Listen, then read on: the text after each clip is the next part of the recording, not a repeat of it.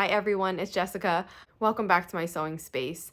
Today I'm working on a few different things. I am pressing the Scrappy Star quilt, loading it and starting quilting. Also, I'm just going to show you what else I have going on in my sewing room. Let's get started.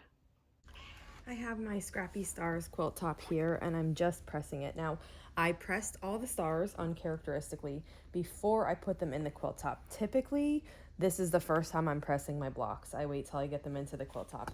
And for those of you that are asking, do I find a difference? No. I've done it both ways many times and I actually prefer not to press them. But, I'm really comfortable with how I quilt now. And, for me, there's no benefit to pressing them.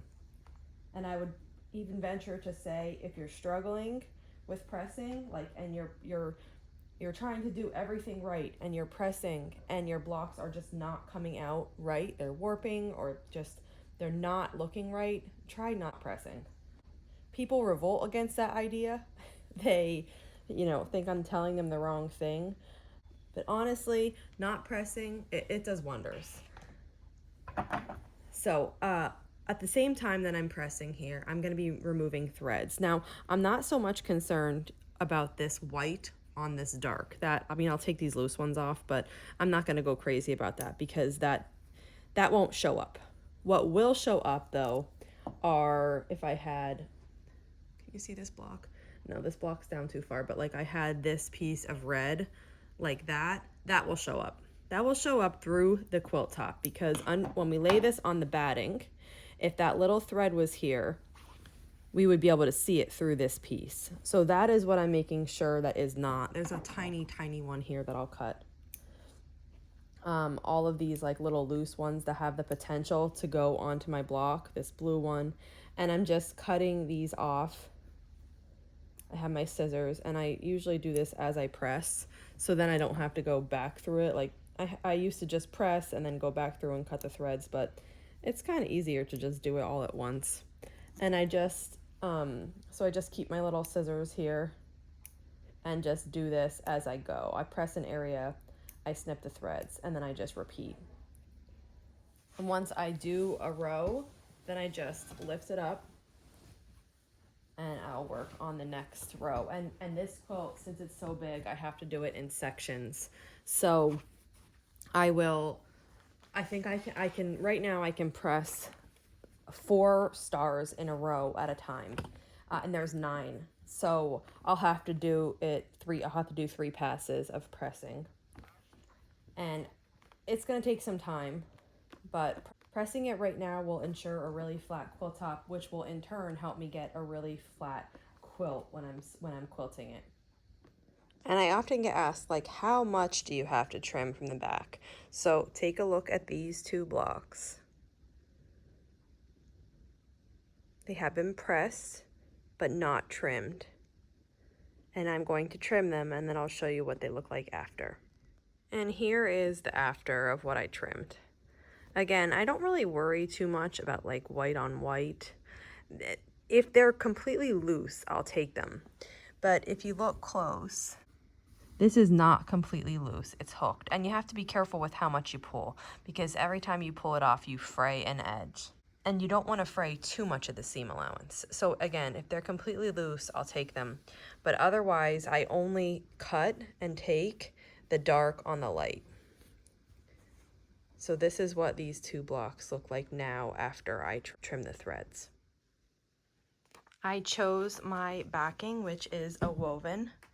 It's a cream colored woven with red stripes. It's a little hard to see with my shadow on it, but it's nice. And then this is the batting I'm going to be using. I wanted to use 100% bamboo, but I didn't have any, and I had this one that was a 50 bamboo, 50 cotton blend, so this is the one I'm going to use now.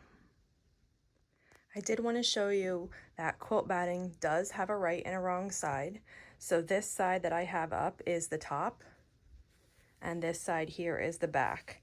And if you can see, this side seems to have some dimples. That's where the needle punching, if the batting is needle punched, the needle punches go in through the top and they leave these little dimples. Whereas the back side has kind of bumps. The saying to help you remember is dimples on top, pimples on the back. this is where the needle exits and it leaves a little bump. So this is the back side. And if your batting isn't needle punched and you can't find the pimples or the dimples, you can just use it either way. I know I do. And I know that in the past, I'm sure that I've used the batting the wrong way. It really doesn't matter. But now that I know to look for that, I try to put it the correct way. And I think for machine quilting, it probably doesn't matter as much as hand quilting. Hand quilting, you definitely want the dimple side to go up because it will be easier for you to get your needle through because that's the way it was needle punched.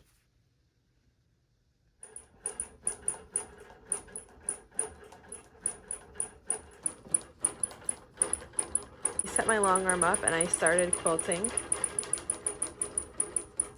I forget the name of this design, but it's kind of a swirly, paisley looking design with some occasional circles. I'm using a cream thread. And I like how it looks so far. This is gonna take a while because this is a big quilt, and when I can't stand right and watch it, I set it on a very slow speed. On the speed bar, this is like 1/5 of it, which is still pretty fast, I mean, considering. So I'll share updates as I'm going along, and I'll definitely be sharing once it's finished.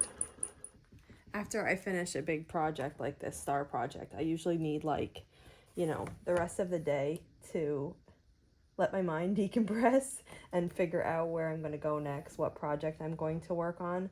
But I do have this flying geese project just stacked right here. It was on my cutting table. So I thought, you know, I'll draw some lines and this will be my relaxing rest of the day. So I'm just drawing the lines on here.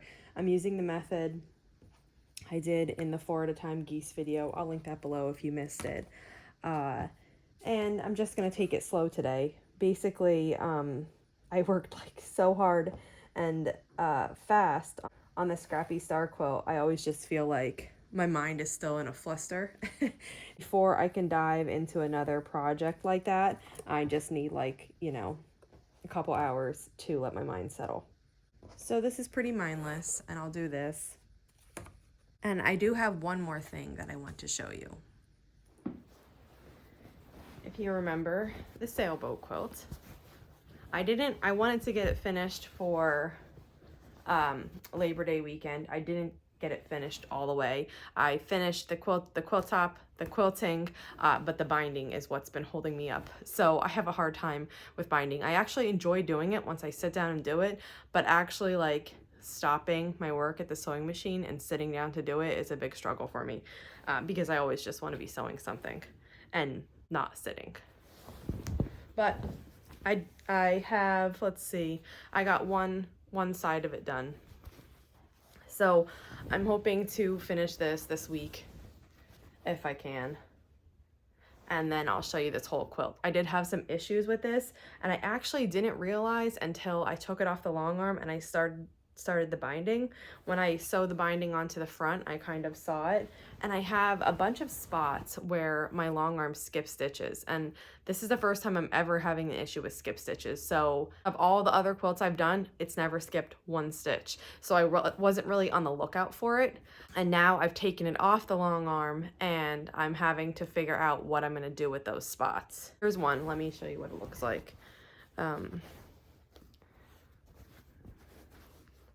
you see right here where this thread is? It just missed this whole area from this. Was one big skip stitch, and I have no idea why that would happen. I mean, I looked up the reasons for skip stitches and none of those should have been applicable to this quilt, so I don't really know.